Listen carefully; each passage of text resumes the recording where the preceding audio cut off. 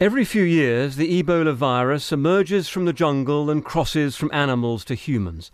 A potentially deadly threat, first identified back in 1976. An expedition to the forests of Congo was investigating a mysterious illness. The virus was discovered by a scientist, Peter Pio, and he's now appalled that it's still causing outbreaks. Well, it's very sad that this is happening again, that we haven't learned the lessons from the past, where through very simple measures we can control this epidemic. But I understand it because people in West Africa have never been exposed to it. Some even don't believe that Ebola exists. Once inside the human body, the virus causes internal bleeding, and because it's carried by bodily fluids, it can be passed among families or to people handling the victims. With a high rate of fatalities, Ebola is very dangerous, but there are limits to its spread. The virus is far less contagious than flu, for example, or SARS. You need to be very close to victims to become infected.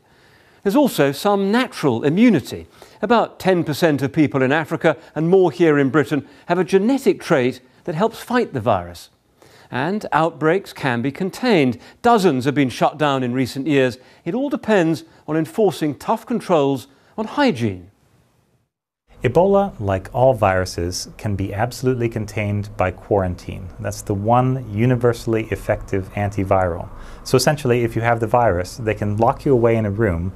It won't necessarily make you better, and there are no treatments for Ebola, but it protects the rest of the world by preventing the spread of the infection. A lab on the front line in West Africa. But what if the virus goes further? If someone infected flies to Britain? This was explored today by the government's emergency committee, COBRA. But airlines and health authorities are watching closely, so the risks are said to be very low. The challenge is in Africa. Tonight, Liberia closed all of its schools. Desperate measures till Ebola is stopped. David Schuckman, BBC News.